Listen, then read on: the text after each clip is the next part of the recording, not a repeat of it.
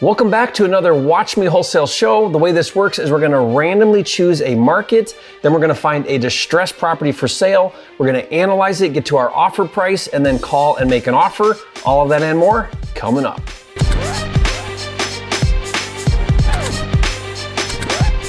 This video is brought to you by Fast Track, a partner program where Jerry Norton will fund your deals and mentor you.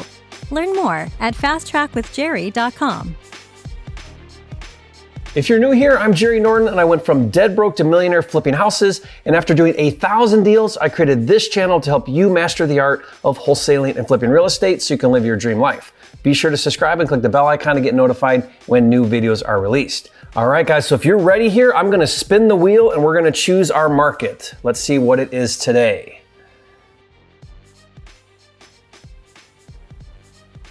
Okay, Philadelphia, Pennsylvania is our winner. So now what I'm gonna do, guys, is I'm gonna show you how to find a distressed property for sale that we can analyze and call and make an offer. So if you're ready, let's do it.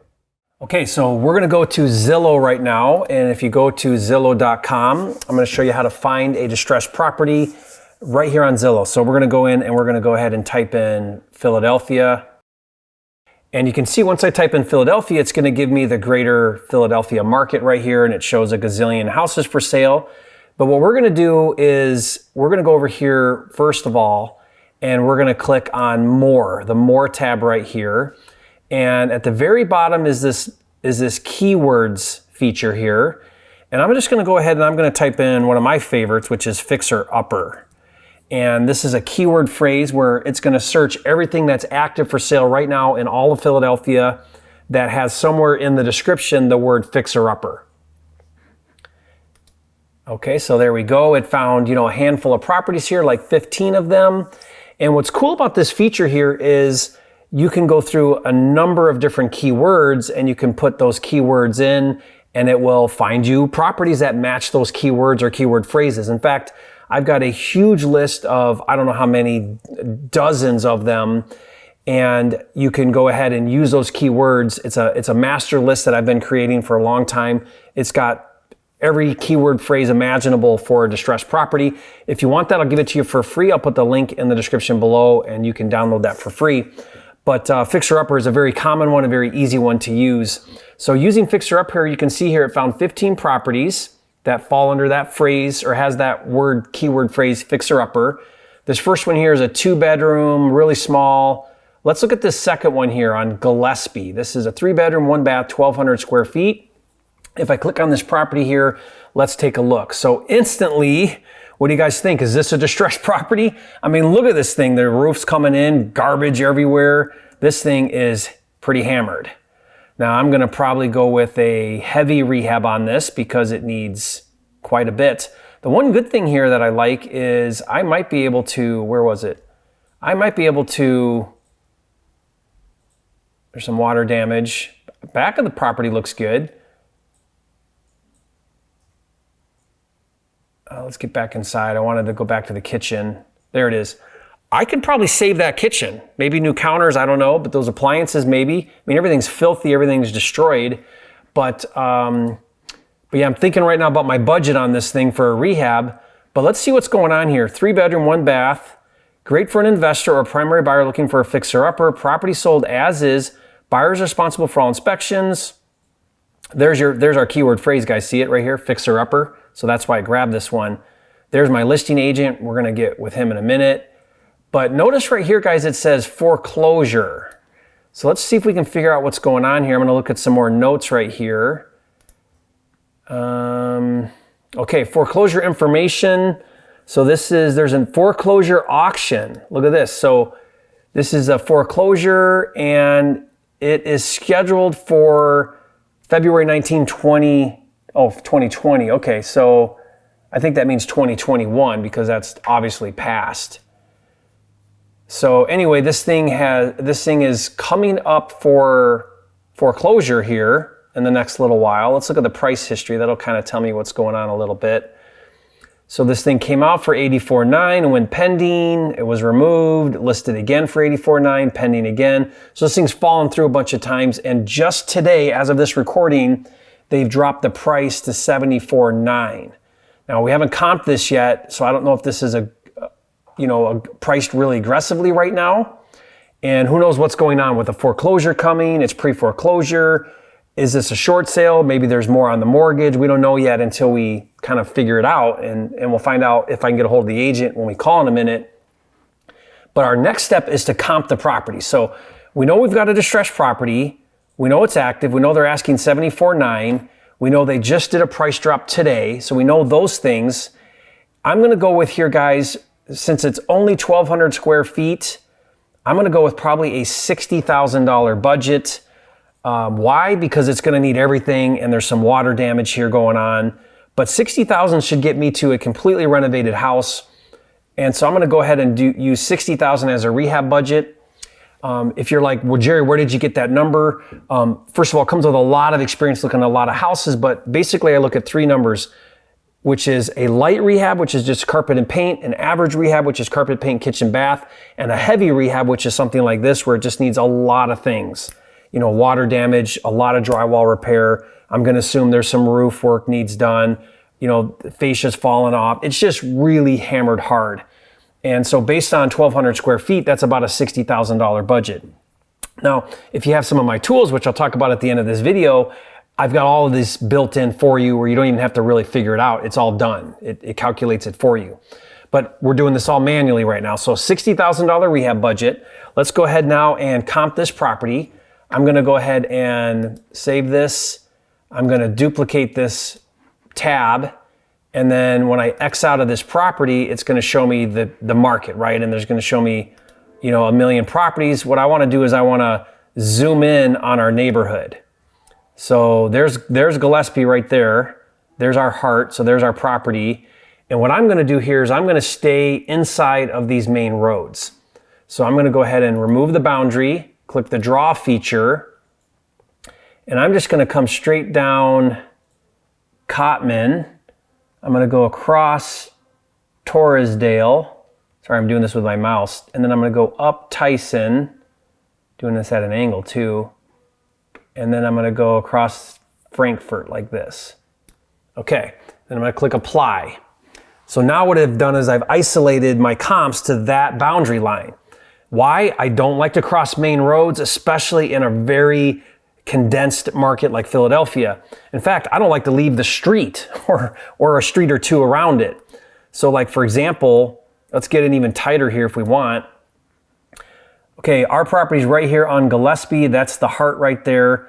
But look at this. I got stuff for sale. Here's one for sale for $250. Here's something for sale for $202, $175, $177. But these are active. So let's go ahead and flip this to solds. Now it gives me a million properties, right? Look at that. Now I got to put in some more filters.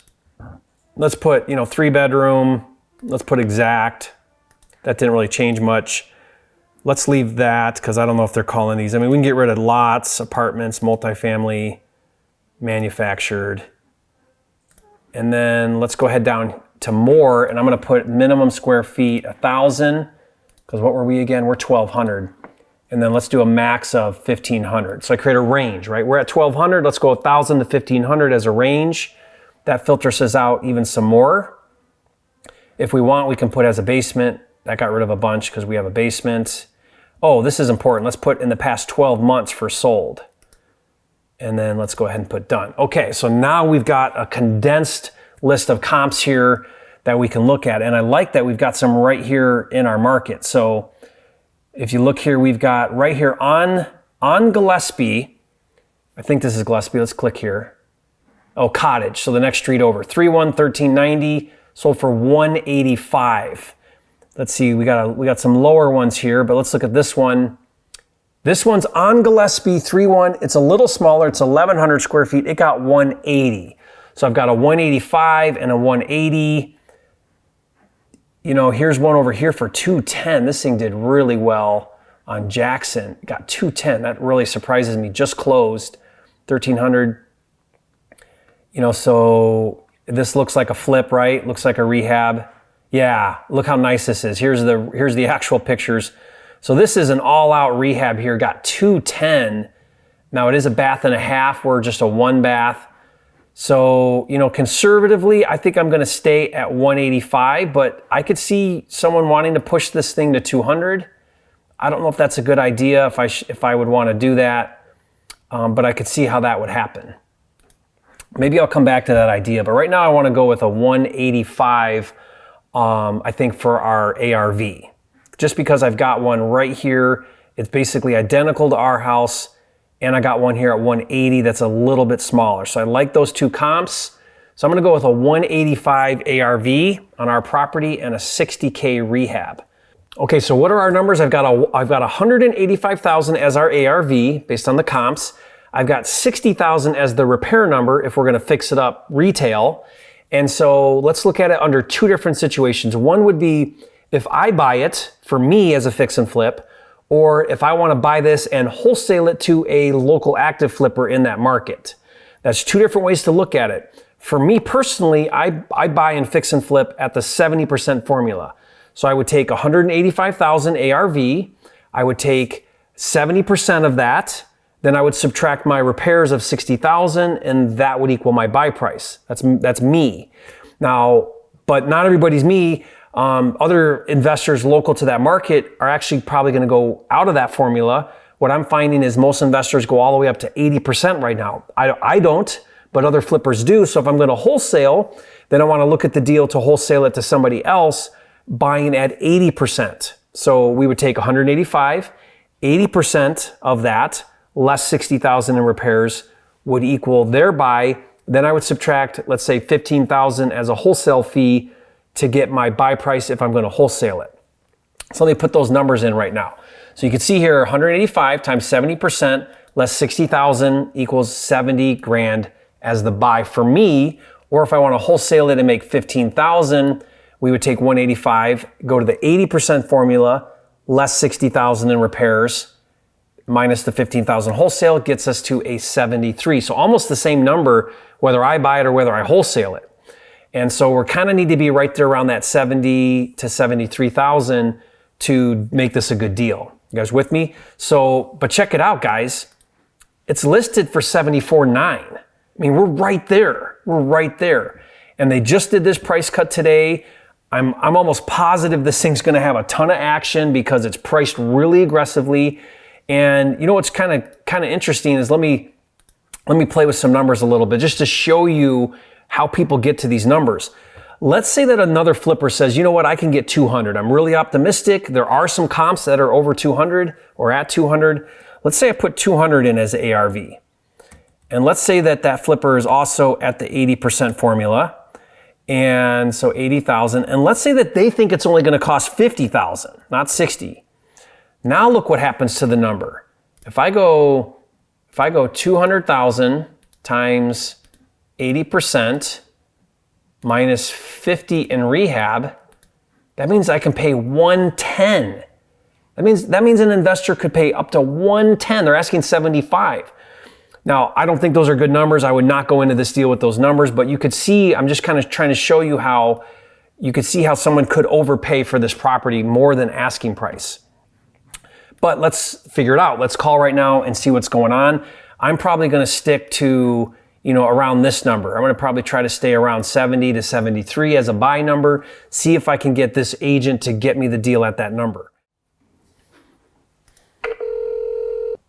Hello? Yeah, hi, is this Jared? This is. Did I pronounce your name right? Yep. It's funny, my name is Jared, but it's Jarod. Okay, yep, I'm 2 R's and an A. Yeah, that's odd. Yeah, that's different. Yeah, not too many spellings like that I've seen over the years. No, I bet. Well, nice to meet you. I'm an investor and interested in your property here on Gillespie. So this is a pre-foreclosure. It looks like it's got an auction date scheduled. Is that right? It is in the process of foreclosure, but we will be doing a short sale. Okay, so this is a short sale. Mm-hmm. And does that have to go through the approval process still? Yep. Okay. What kind of time frame are you thinking then? 6 months? Well, it's 30 days at least for review once the bank receives all the paperwork that they can actually, go through their process. Once you have an offer. We actually been under contract since March. Then the buyer fell out, and that's why I came back on the market. Oh, okay. The seller is working on a title issue that is required for us to get approval. Okay. So that's why there was a delay. And you think that's 30 days from being solved? Well, she has an appointment this month with the Register of Wills to get what should be hopefully the title issue worked out. Yeah. But it's 30 days from when they get all the paperwork. So I usually always say a 60-day closing, but this one could be longer, could be shorter. It all depends because of what's going on with COVID. It's kind of slowed down a bit of the process of getting things done. So. But are you feeling confident you can get it done before that February 2nd or 20th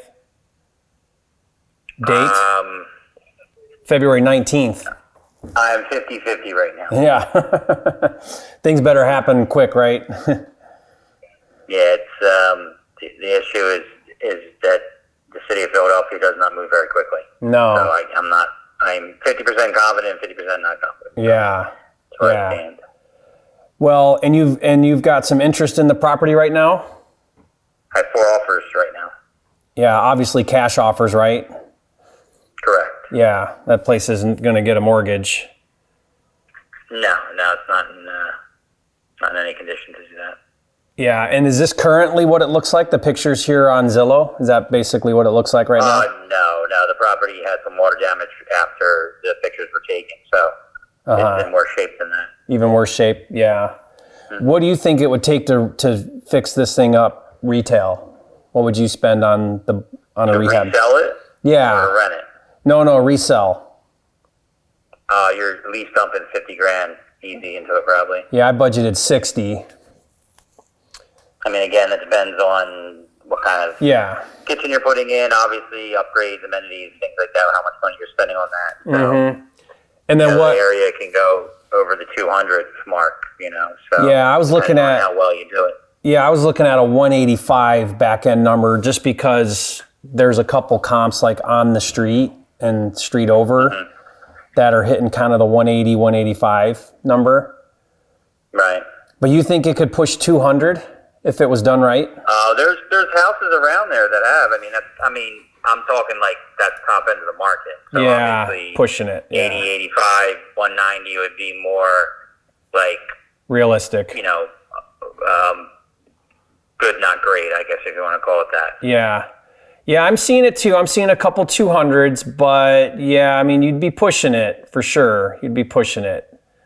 Probably realistically, with though. the limited inventory on the market, the low rates of the mortgages, that's why a lot of people sellers are able to get it if their house is, quality.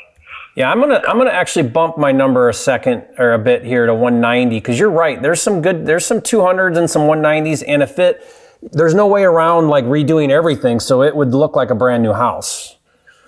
Sure. You know what I mean? So if you did it, let me just run my numbers real quickly here. So if you go with a 190, back end, and I do think though a 60 budget's probably realistic or so. You know what I mean? Like I could probably get there near asking price. I kind of want to be like in the high 60s, 70 to make it work. I'll tell you right now, you'd be wasting your time at that number. If you're not willing to do asking price, and we're going to do highest and best, you're going to be behind the game. So okay, that was my next question. But will list price get it done? By the way, spends the most amount of money is going to get it. Let me tell you this. I forgot to mention, I am unrepresented, so I let you write the offer for me. 3 of the 4 offers are mine. Okay.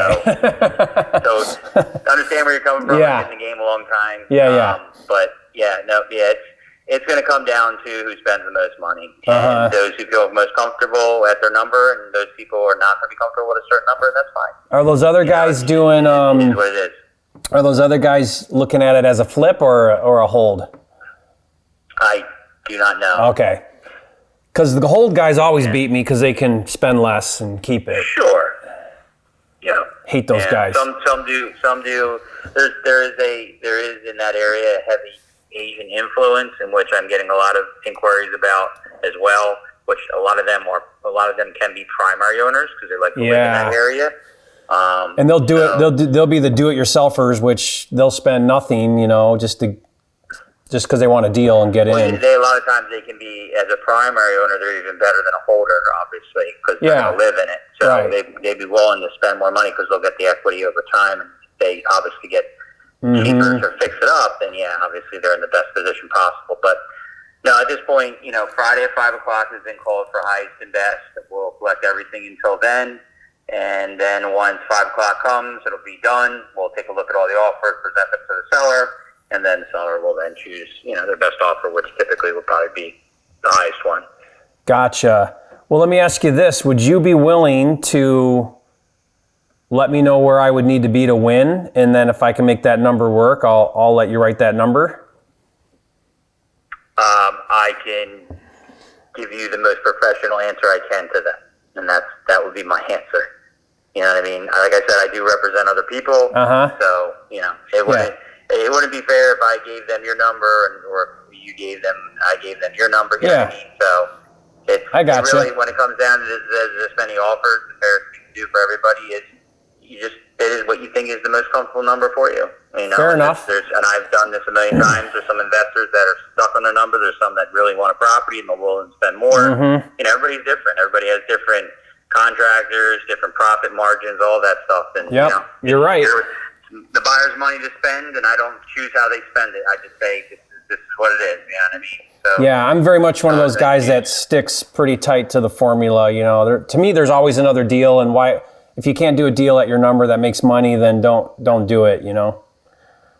Understand? Yeah, but just so I understand, Friday at 5, so that would be tomorrow at 5 is when the seller's going to make a decision on whatever offers you have in front of them, and more than likely you're thinking it's a highest and best, or is it already highest and best? Like, is that the? No, it'll be everybody's highest and best is due by 5 tomorrow. Okay, so there's no counter in and all that. Any other offers? Yeah. So bring your best. So basically, bring your best number, and you'll know if you get it or not by 5. Bring your best number. They'll due by 5. If yeah. If we collect it, then they have to be presented to the seller. Then the seller will choose. Yeah. So okay. After 5 o'clock tomorrow, probably sometime either later Friday or early Saturday. When I get a hold of the seller, how quickly they respond, obviously. Sure. Then we will have, I'll be able to reach out to the person who's been accepted, and obviously reach out to the people that were not, to let everybody know. Yep, makes sense. And you're thinking, though, right now, you need to at least come in at ask price to even be considered at the table. Yes, 100%. Okay. Yeah, anybody less than ask price is not in the ballgame. So. Yeah, got it. Okay. All right. Well, then let me sharpen my pencil, see what I can do, if I can come up over that 75 number at all, and then I'll get back in touch with you if I can. Sounds great. Okay, awesome. Thanks, Jared. Take care. Appreciate you. Talk to you soon. Bye. Okay, well, I was willing to bump a little bit. Originally I went in with a 185 on the ARV. After talking with him, pushed it up a little bit to 190, which I think is fair. I'd be reluctant to go to 200, although that may be what some of these other buyers, he mentioned, I think, 4 cash buyers on the table right now. If they're willing to go to 200 on an ARV, and then they're willing to look at the rehab more like 50, I'm at 60. You could see now where you could get somebody up there in the, over 80. But I've done this enough times. I mean, that thing is hammered. It's going to be every bit of 60,000. There's water damage in it, and you can see in those pictures ceilings coming down from the water, and so it's going to be $60,000. It's not that big, but it's every bit of 60,000. And I don't like to push the number past what the data says, and the data feels to me really, really positive at the 185, 190 number, which means if I want to wholesale this thing, I kind of need to be more around under, 75, be at the 70, 75, at the 70 number, especially if I want to wholesale it. So that's kind of where we're at on that one. I don't think I'm willing to go over 75, but you guys can see that process. Hopefully that was helpful to hear the dialogue. I asked him that very direct question, which was, will you tell me the number to be at? Now, very unfair question, very unreasonable of me to ask, right? Which is basically, tell me the number to beat out everybody else. I have no relationship with this person. It's the first time I've ever talked to him. But imagine if I'm his go-to investor. Imagine if I've done 5 deals with him. Imagine him giving me preferential treatment. That can happen when you establish relationships, where he says, Jerry, come in at 77, 200 and you'll get it. So that's the thing that's going on. If you're like, Jerry, that ain't fair. Yeah, it ain't fair, but it's happening, right? So I asked him that question. He basically said, no, come in with your best number, which is a fair answer. I don't fault him for that answer. And so that's where we're at right now. But really close on this deal. I found that, first one I picked, which was kind of fun. It's right there where it needs to be. Like he said, there's a slim chance this thing doesn't even go through because you have basically about 2.5 months from the date, right now, whenever you're watching this, about 2.5 months before it goes to auction. So the only way to get this deal done would be to get the short sale approved and closed. There's a title issue. All of that has to happen in the next 2.5 months. So that's why when I asked him, what do you think the chances are? He said 50-50. So this thing may not even make it to the table, to the closing table, whoever gets it, right? But super interesting. Hope that was helpful, guys. I did all of this without using any tools. If you really want to up your game and go even faster, be more organized, have where you can save your information, you can run your analyzers, write your contracts, all of that, a really organized workflow, then you really want to check out Flipster. It's an all-inclusive deal management platform to really streamline, organize, and automate a lot of the steps to doing the business. So just go to getflipster.com and you can see that in action and learn more about it. And if you haven't yet, be sure to subscribe. This is the #1 channel on YouTube for all things wholesaling and flipping, and I'll see you on the next video.